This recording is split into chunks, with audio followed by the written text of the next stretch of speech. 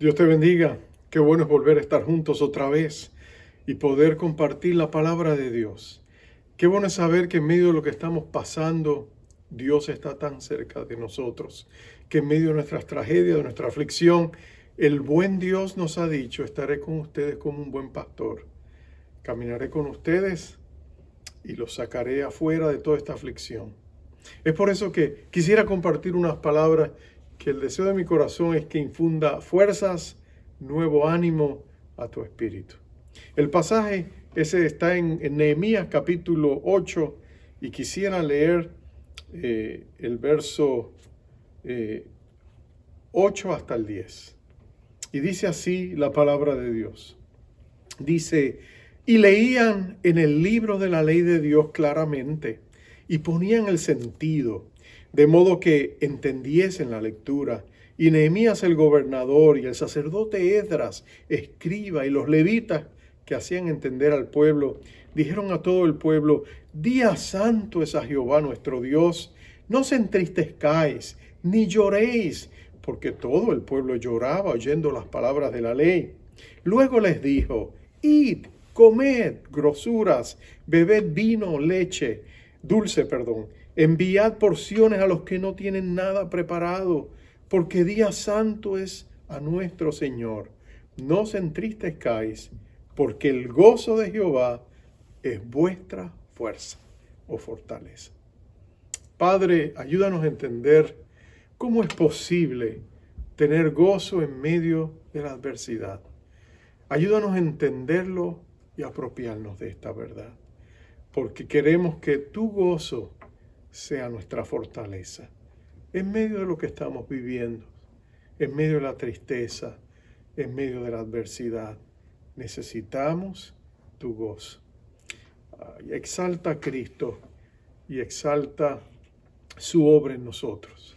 Te lo pedimos en su nombre, en Cristo Jesús. Amén. Imagínate una ciudad en ruinas.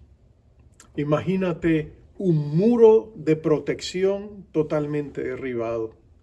Imagínate un grupo pequeño de gente que están tratando de sobrevivir y restaurar no solamente esta ciudad, sino toda una nación. Imagínate las esperanzas de estas familias. Imagínate en medio de peligros que los rodean, de enemigos poderosos y determinados que batallan en contra de ellos, que no quieren que ellos progresen, que no quieren que ellos tengan éxito. Y en medio de todas esas cosas, en medio de todo esos sufrimientos, de esas presiones, de esos estreses, en medio de todo eso, escuchan la palabra de Dios que les dice, el gozo del Señor es vuestra fortaleza. Nehemías y el pueblo de Israel, leyeron estas palabras cuando todo el pueblo estaba congregado, aunque no era muy grande en ese tiempo, pero ellos leyeron esas palabras porque este pueblo, después de haber estado exilado por 70 años, ellos regresaron y era un pueblo pequeño, pero estaban agarrados de las promesas de Dios, de que Él iba a restaurar la nación. Ahora, es difícil para ti y para mí comprender, en medio de lo que tú y yo estamos viviendo, que el gozo del Señor sea posible, que el gozo pueda residir en el mismo corazón que está arropado de tristeza, que está en medio de los problemas, en medio de los desafíos diarios que enfrentamos. Entonces, pero Dios nos dice que sí es posible. Yo quisiera que miráramos este pasaje más detenidamente. Lo primero que tú y yo tenemos que entender es que dice, el gozo del Señor es nuestra fortaleza. En otras palabras, no es nuestro gozo, no lo podemos nosotros mismos generar, no lo podemos reproducir, nosotros no podemos, esto no se va a hacer a través de la autosugestión o del pensamiento positivo. No nos vamos a parar frente a un espejo y nos vamos a hipnotizar nosotros mismos repitiendo como un mantra la declaración, tengo gozo, tengo gozo. Eso no funciona así.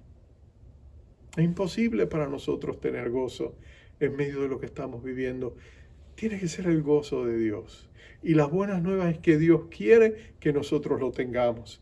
Él quiere llenar nuestro corazón de gozo.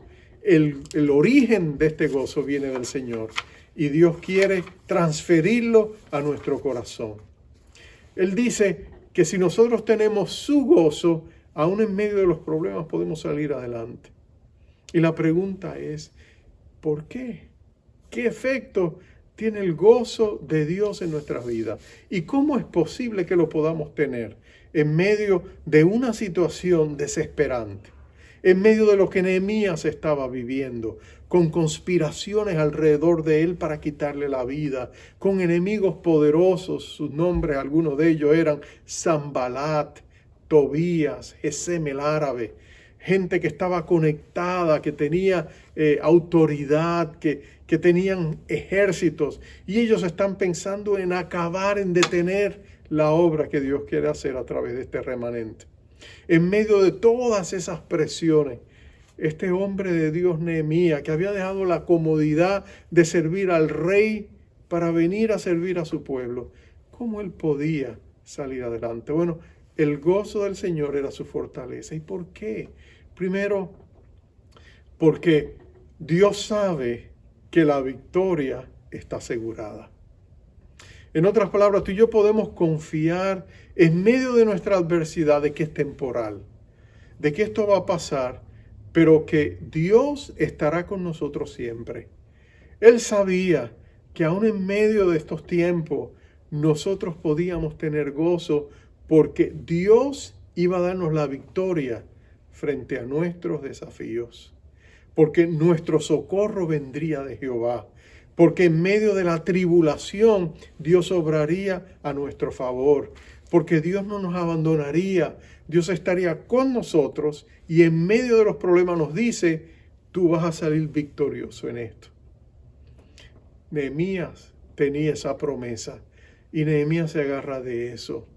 Dios le dice a sus hijos, miren a mí, levanten su mirada a los cielos, clamen a mí y yo les responderé. Y les mostraré cosas grandes y ocultas que ustedes no conocen. Dios nos invita a que recibamos su gozo, porque a través de su gozo nosotros podemos ver que esa victoria ya está asegurada, porque es de Dios. Es interesante que hay un pasaje de la Escritura, se encuentra en 2 Crónicas capítulo 20, y en ese pasaje tú encuentras a un rey judío llamado Josafat. Es un hombre de Dios, ha servido al Señor, Dios le ha bendecido, le ha prosperado, pero en un momento determinado entra en una crisis cuando tres numerosos, no uno, dos, tres numerosos ejércitos vienen en contra de él. Vienen los amonitas, vienen los moabitas y vienen los descendientes de Esaú que vivían en el monte de Seir. Tres tremendos ejércitos y vienen contra un pueblo que realmente no tiene la fortaleza militar para hacerle frente. Ellos los ven venir y están desesperados, no saben qué hacer. Josafat se postra delante de Dios y humilla ante Dios y le dice, Señor, por favor, ayúdanos.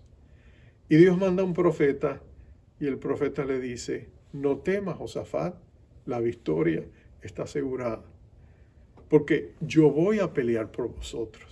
Ustedes no van a tener que hacer pelea. Ustedes salgan al frente de batalla, pero no se preocupen, el que voy a batallar soy yo. Y Josafat cree la palabra de Dios. Así que él pone a sus ejércitos, manda a los levitas de frente y ellos van hacia el frente de batalla y en sus labios hay una alabanza que viene de los labios, venía de los labios del rey David.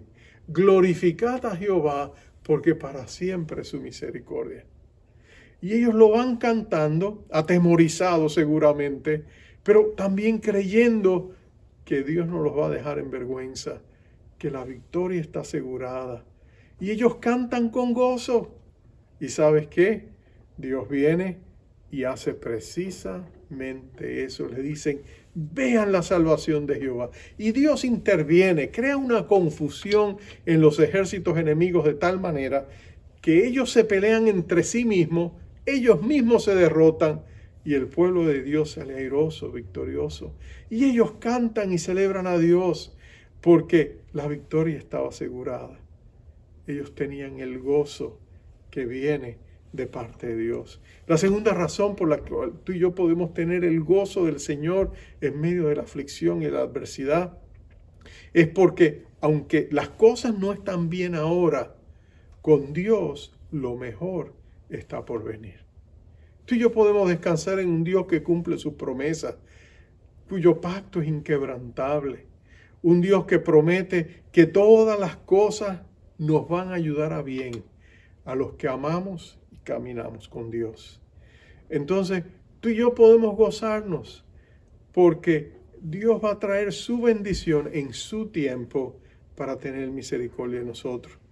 Sabes que el apóstol Pablo escribió una carta a una iglesia en Filipos. Es una iglesia que él amaba mucho y el tema de la epístola, de la carta, es el gozo de Dios. Y constantemente le dice, regocijaos. Es una carta que tú la lees y está llena de entusiasmo, de fe. Pero tú sabes que Pablo la escribió desde la cárcel en Roma. Desde la misma prisión, él está escribiendo a estos cristianos y le está diciendo otra vez os digo, regocijaos. Porque Pablo sabía que aunque en ese momento no estaba pasándola bien, lo mejor estaba por venir. Es interesante que él lo había vivido en su experiencia. En Filipos mismo, donde él había escrito esa carta, el apóstol Pablo había estado preso. Él había estado predicando el evangelio con su compañero Silas y de pronto se levantó una revuelta en contra de él porque él ora por una niña que tiene un espíritu demoníaco, profético. Él ora y la libera y entonces los dueños de esta esclava, era una joven esclava, llaman a las autoridades, agarran a Pablo, a Silas, los azotan y los meten en la prisión. Y están allá no solamente azotados, aprisionados, los ponen en el cepo, que era esta estructura de madera donde tú tenías que poner las manos y los pies, sumamente incómodo. Olvídate la buena circulación. Y en medio de lo que ellos están sufriendo, ¿qué hacen ellos? Si hubiera sido yo, si hubiera sido tú, que si hubiéramos estado quejándonos con Dios. Pero Señor, cuando más te servimos, cuando más hacemos, ¿por qué permites esto? Pero no Pablo, no Silas. Dice que ellos alababan a Dios y cantaban a Dios. Y en medio de esa lúgubre y oscura cárcel, las voces de ellos resuenan como un eco y llegan hasta los oídos del mismo carcelero. Dice la palabra de Dios que mientras ellos alababan a Dios vino un terremoto, todo se estremeció, se abrieron todas las celdas. Y entonces el carcelero piensa que ellos se han escapado y se va a quitar la vida cuando Pablo le dice, no te mates, todos estamos aquí. El hombre le dice, ¿qué tengo que hacer para ser salvo? Seguramente estaba respondiendo a las canciones que Pablo y Silas habían cantado y él había escuchado. Y entonces Pablo le dice, cree en el Señor Jesucristo y serás salvo tú y toda tu casa. Y en aquel día aquel carcelero es salvo. Él toma a Pablo y Silas, los lleva a su casa, ellos predican a su familia, toda la familia se convierte. Y este carcelero llega a ser uno de los fundamentos, pioneros, pilares de la iglesia de Filipos junto a Lidia y otros creyentes. Mira lo que Dios hace. En medio de una prisión, azotados con sus espaldas sangrientas, en medio de todo lo que están pasando, ellos descubren en la alabanza que el gozo del Señor es su fortaleza. Pero hay una tercera razón y con esta concluyo. El gozo del Señor es nuestra fortaleza. ¿Sabes por qué? Porque el tiempo presente es un tiempo de preparación. En otras palabras, en medio de lo que todavía no podemos ver, la victoria asegurada, lo mejor que está por venir, Dios aprovecha ese tiempo en medio de la adversidad, en medio de las presiones, para que su gozo sea una llama que nos prepara para precisamente lo que está por venir. Nosotros estamos viviendo tiempos de preparación. No te equivoques, esta pandemia es un tiempo de preparación. Leía alguien, varios hermanos me enviaron una pequeña tirilla cómica que decía en una conversación entre el diablo y el Señor y Dios, y el diablo le decía, mira, te cerré todas las iglesias. Y el Señor lo corregía y le decía, no, abriste una iglesia en cada hogar, en cada casa. Y en realidad eso es lo que está pasando.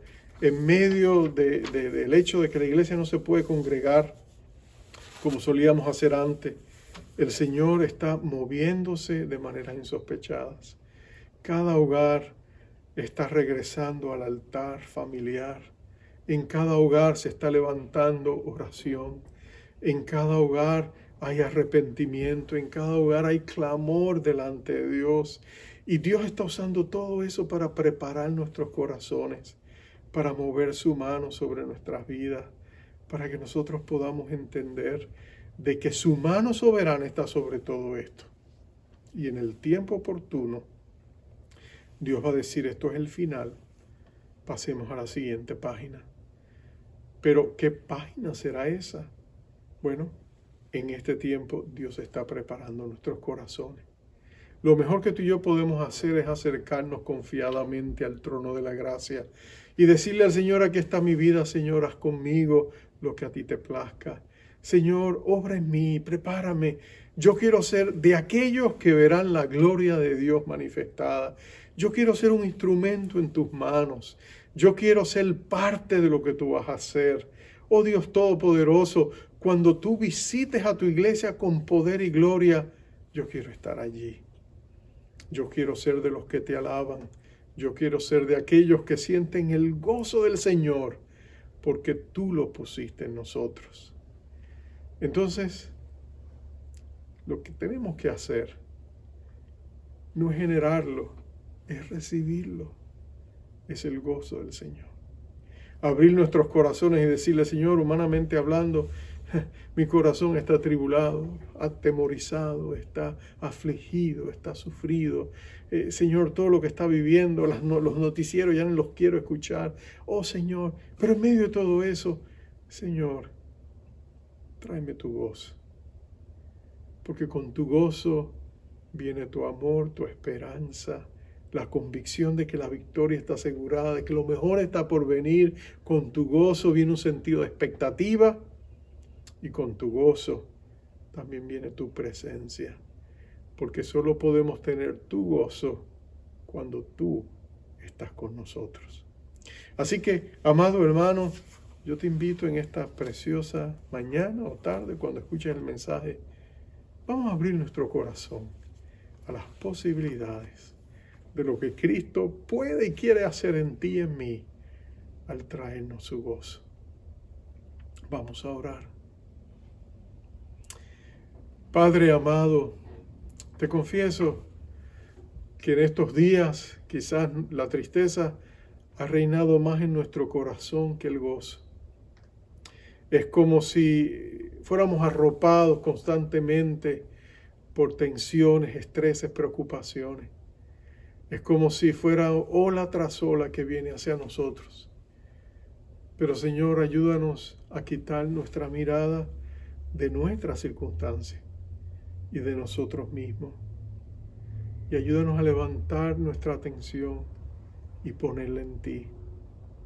Que no importa como con Pedro que las olas se levanten, que vengan sobre nosotros con estruendo, que los vientos huracanados quisieran sacudirnos. Oh Dios, recordamos lo que tu palabra dice, que nos inspira fe. Cuando tú dijiste en Isaías 54:10, aunque los montes sean removidos y los collados tiemblen, yo nunca quitaré de ti mi misericordia, y el pacto de paz no será quebrantado, dice Jehová, quien tiene misericordia de ti. Oh Señor, danos tu gozo. Lo recibimos por fe. Señor, y al recibirlo, te pedimos que nos ayudes a alimentarlo. Señor, con alabanza, con acción de gracia. Si nosotros empezamos a alabarte y a darte gracias, oh Padre eterno, si lo cultivamos y lo desarrollamos como un estilo de vida, ese gozo va a crecer, porque tú nos vas a dar la seguridad de que nuestra victoria está asegurada que lo mejor está por venir, que tú estás con nosotros, preparando nuestros corazones para recibir las bendiciones que van a venir en el futuro preferible que tú tienes preparado para nosotros. Recibimos por fe ese gozo, te alabamos, te bendecimos, te exaltamos y te pedimos, ayúdanos a caminar contigo, amado Cristo. Ayúdanos a caminar contigo, perdona nuestros pecados, restaura nuestros corazones, fortalece nuestra fe, amado Jesús. Y gracias por ser nuestro buen pastor y estar con nosotros todos los días hasta el fin del mundo como tú prometiste.